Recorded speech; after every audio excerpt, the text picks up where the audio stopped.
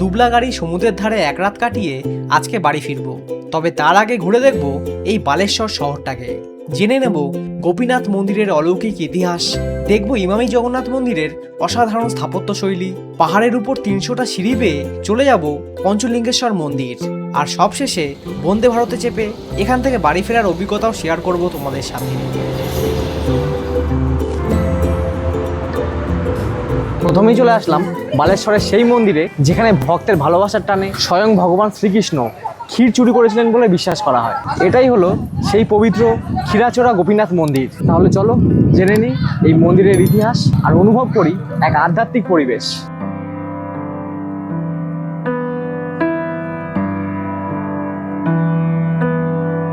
ওড়িশার বালেশ্বর জেলার রেমুনা গ্রামে অবস্থিত এই ক্ষীরাচোরা গোপীনাথ মন্দির ভগবান শ্রীকৃষ্ণের এক অত্যন্ত প্রসিদ্ধ ও প্রাচীন তীর্থস্থান। প্রতিদিন ভোরে মন্দিরের দরজা খোলা হয় এবং রাত পর্যন্ত বিভিন্ন সময়ে দর্শনের ব্যবস্থা থাকে। তবে দুপুরে কিছু সময়ের জন্য মন্দির বন্ধ রাখা হয়। মনে করা হয় যে শ্রী রামচন্দ্র তার বাণ দিয়ে গোপীনাথ মূর্তিটি তৈরি করেছিলেন এবং সীতা চিত্রকূটে এই দেবতার পুজো করেছিলেন।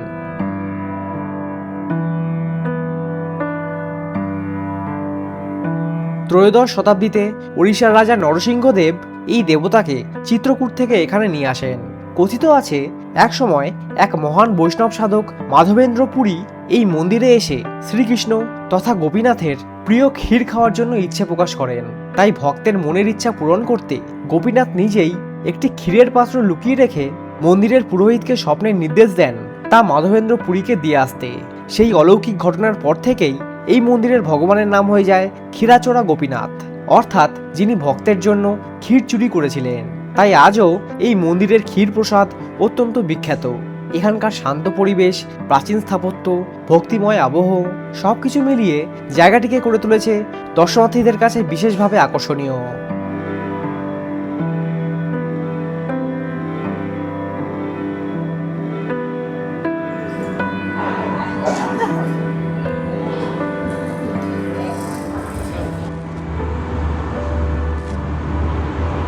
গোপীনাথ মন্দির থেকে এখন যাচ্ছি আমার দ্বিতীয় গন্তব্য ইমামি জগন্নাথ মন্দিরে। যেতে সময় লাগে 20 মিনিট। বাইরের বড় একটা লোহার গেটে দেখলাম লেখা আছে মন্দিরের টাইমিং আর সকাল ও সন্ধে আরতির সময়।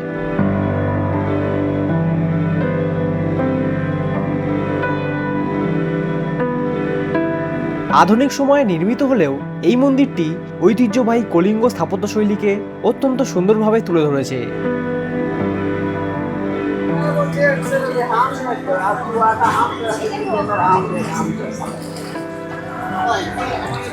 মন্দিরটি প্রতিষ্ঠা করেছে ইমামি গ্রুপের সমাজসেবামূলক সংস্থা, যাতে বালেশ্বর ও আশেপাশের এলাকার মানুষ পুরীর জগন্নাথ মন্দিরের আদলে একটি সুন্দর ও শান্ত পরিবেশে জগন্নাথ দেবের দর্শন করতে পারেন। মন্দিরটি নির্মাণ কাজ 2019 সালে শুরু হয় এবং কয়েক বছরের পরিশ্রমের পর 2024 সালে এটি সাধারণ মানুষের জন্য উন্মুক্ত করা হয়।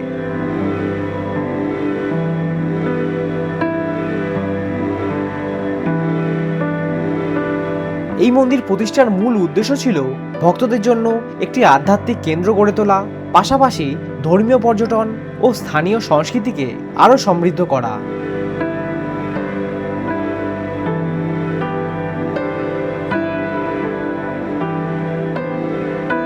স্থাপত্যের দিক থেকে এই মন্দিরটি সত্যি নজর কাড়া। পুরো মন্দিরটা ঐতিহ্যবাহী ওড়িশার কলিঙ্গ স্থাপত্যশৈলী অনুসরণ করে তৈরি করা হয়েছে।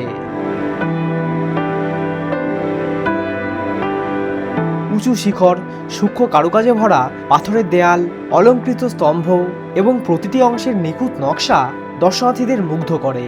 মূল গর্ভগৃহে ভগবান জগন্নাথ, বলভদ্র ও সুভদ্রার মনোরম বিগ্রহ প্রতিষ্ঠিত রয়েছে।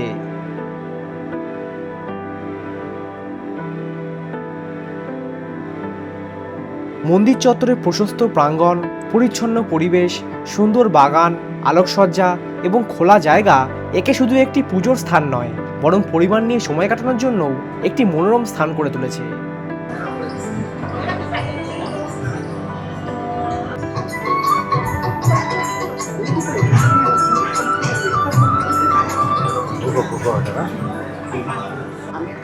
মানে ওর বাকি এই মন্দিরের আর্কিটেকচারটা কিন্তু দারুণ লেগেছে আমার। ভিতরে এই জগন্নাথ মন্দির ছাড়াও আরও ছোট ছোট বিভিন্ন মন্দির রয়েছে। বালেশ্বর ঘুরতে আসলে এই জায়গায় কিন্তু অবশ্যই এসো।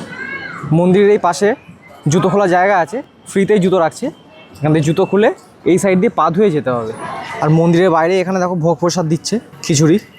আর খাজা কিনতে হলে এখানে সেটাও পেয়ে যাবে, দোকান রয়েছে।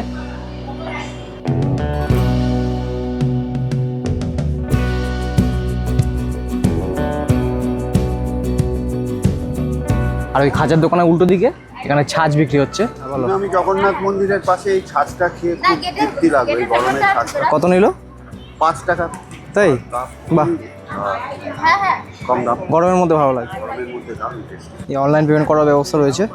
দাও তো একটা, টক টক ঝাল ঝাল, ভালো খেতে বেশ। ওই ওখান দিয়ে মন্দিরের এন্ট্রি, একদম পেছনের দিকে এসে এখানে টয়লেট রয়েছে, একটা গেট পাবে, এই গেট দিয়ে সোজা ঢুকে যেতে হবে। আর জল ভরতে চাইলে খাওয়ার জল এখানে পেয়ে যাবে, ড্রিঙ্কিং ওয়াটার। এরপর চলো এখান থেকে 23 কিলোমিটার দূরে পঞ্চলিঙ্গেশ্বর মন্দির। এখানে পাহাড় আর ঘন জঙ্গলের মাঝখানে লুকিয়ে আছে এমন এক অলৌকিক তীর্থস্থান, যেখানে দেবতার দর্শন পেতে হলে পাহাড় বেয়ে উঠতে হবে, যেখানে চোখ দিয়ে দেখে নয়, হাতে স্পর্শ করেই খুঁজে নিতে হয় ঈশ্বরের উপস্থিতি।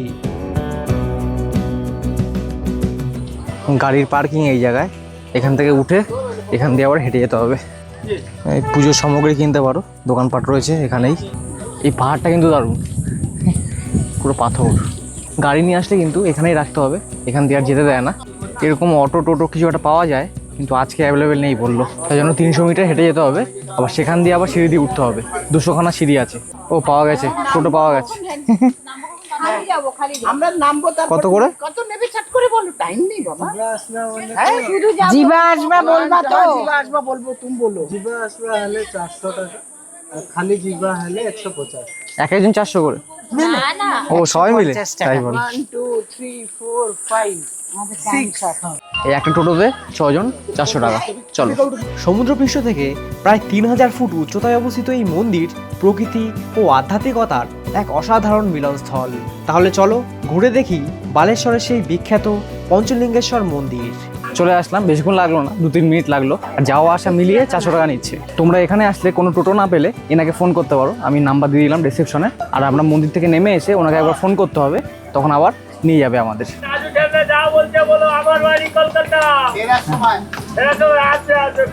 দুপাশে কিন্তু প্রচুর দোকানপাট দেখো।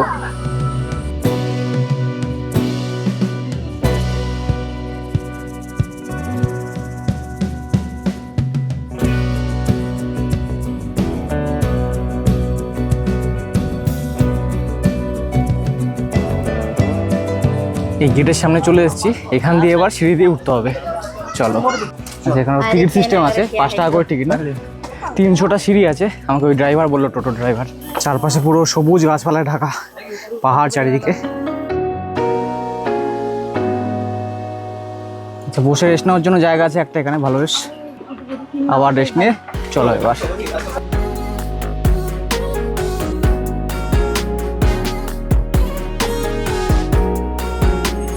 এখানে একটা মন্দির আছে, এটা আসল মন্দির না, আর একটু উঠতে হবে। এই 10 মিনিট হেঁটে এসে এইখানে জুতো রাখার জায়গা রেখে আবার একটুখানে যেতে হবে। দুটো জায়গা আছে, এখানেও খুলতে পারো, উপরে একটাই আছে। আজকে একটু মেঘলা আছে, গরমটা একটু কম, ওই জন্য খুব একটা কষ্ট হচ্ছে না। আর রোদ থাকলে কষ্ট হতো খুব। এই নিচে দেখা যাচ্ছে, এই জায়গা দিয়ে লাইন দিয়ে দেখো, এইখানে শিবলিঙ্গ আছে একটা ভিতরে। আর 1 মিনিটের রাস্তা। চলো উঠে আবার কিছুটা উঠে নামতে হবে। শীতকালে আসলে সব থেকে বেস্ট, একটুও কষ্ট হবে না। এখানে উঠে এসে এই জায়গাটা দিয়ে এই নিচ দিয়ে নেমে যেতে হবে। পুজোর জিনিস কেনার দোকানও রয়েছে সামনেই একদম। প্রতি বছর হাজার হাজার ভক্ত ও পর্যটক এখানে আসেন মহাদেবের আশীর্বাদ নিতে, মানত পূরণ করতে এবং প্রকৃতির অপূর্ব সৌন্দর্য উপভোগ করতে। বর্ষাকালে পাহাড়, ঝর্ণা ও সবুজ বনভূমির সৌন্দর্য আরও মনোমুগ্ধকর হয়ে ওঠে। প্রচলিত কাহিনী অনুযায়ী সীতাকে উদ্ধারের পর ভগবান রাম এখানে 5টি শিবলিঙ্গ প্রতিষ্ঠা করেছিলেন।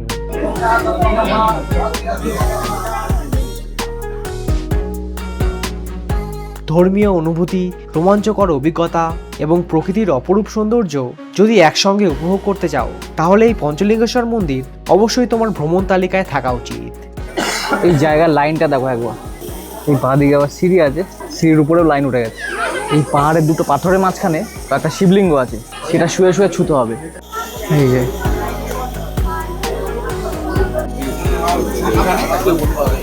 আর পুজো দিতে হলে এখানে আসবে। ওর ভেতরে 5খানা শিবলিঙ্গ ছিল, ওই জন্যই এই মন্দিরের নাম হচ্ছে পঞ্চলিঙ্গেশ্বর। ছবি তোলা এলাও নেই ওখানে, তাই জন্য তোমাদের দেখাতে পারলাম না। এখন নিচে নামবো, নিচে নেমে লাঞ্চ করে একবারে স্টেশনে যাব। 1:40 বাজে এখন, 5:10 বন্দে ভারত ধরতে হবে। চলো। অটো হয়তো দাঁড়িয়ে আছে সামনে আমাদের, ওই সিঁড়ি দিয়ে নামার সময় ফোন করে দিয়েছিলাম। আর একটা জিনিস দেখো, এখানে ওই 5টা শিবলিঙ্গের ছবি রয়েছে, এই যে এরকম। অন্য কেউ যাতে ছবি তুলে বিক্রি করতে না পারে তার জন্য ছবি তোলা এলাও নেই ওখানে।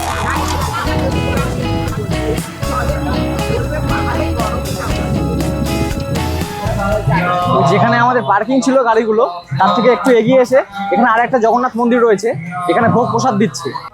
এই মন্দিরটা, এখানে পুজো হচ্ছে আর বাইরে এখানে প্যান্ডেল করে খাওয়াচ্ছে এখানে।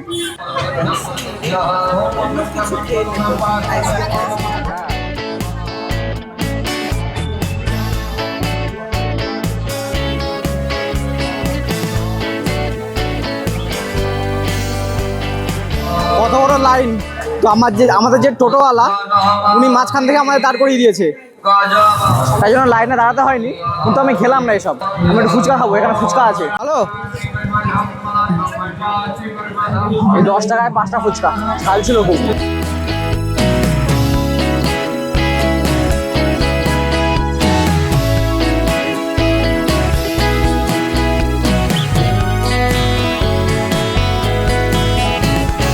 পঞ্চলিঙ্গেশ্বর থেকে 1 ঘন্টা লাগলো এই বালেশ্বর স্টেশনে আসতে। এই 1 নম্বর প্ল্যাটফর্মে এখানে লিফট আছে, লিফটে করে 2 নম্বরে যেতে হবে।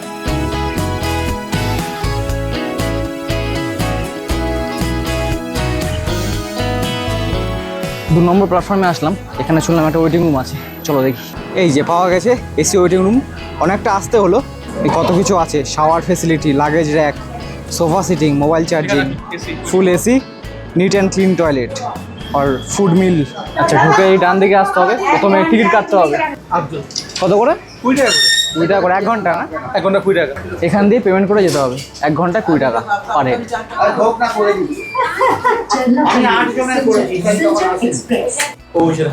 এসির হাওয়া একটু কম। 5টা বাজার 10 মিনিট আগেই বেরিয়ে গিয়েছিলাম ওয়েটিং রুম ছেড়ে। ট্রেন আসার কথা ছিল বিকেল 5:10, কিন্তু আসলো 5:20-তে। আমার কোচ নম্বর C3, একদম পিছনের দিকে, মানে হাওড়াতে নেমে অনেকটা হাঁটতে হবে। বন্দে ভারতের চেয়ার কারে টিকিট প্রাইস ছিল 984 টাকা, যেতে সময় লাগবে 3.5 ঘন্টার মতো। ট্রেনে ওঠার কিছুক্ষণের মধ্যেই দিয়ে গেছিল বিকেলের জলখাবার। একটা ফ্রুট জুস, খাস্তা কচুরি, ক্যারামেল পপকর্ন, চিড়ে ভাজা, মশলা চা আর হাত মোছার জন্য একটা ওয়াইপার। নিউজ পেপার নিয়ে জিজ্ঞাসা করলাম কত টাকা, বললো এটাও ফ্রি। আবার সন্ধ্যে 7:30টার সময় দিয়ে গেল ডিনার, ডাল, ভাত, মাংস, আলু ভাজা, রুটি, দই আর আইসক্রিম। সব খাবারের কোয়ালিটিও কিন্তু খুব ভালো ছিল, আর পরিষ্কার পরিচ্ছন্নতা নিয়ে এই ট্রেনের সত্যি কোনো তুলনা হয় না। 8:30 মিনিটে ঢোকার কথা থাকলেও ট্রেন আধ ঘন্টা লেট করলো। 9টার সময় এসে পৌঁছালাম হাওড়াতে। পরের ভিডিওটা দেখতে হলে চ্যানেলটা সাবস্ক্রাইব করবে, আর এই ভিডিওটা ভালো লাগলে প্লিজ একটা লাইক অবশ্যই করে যাবে।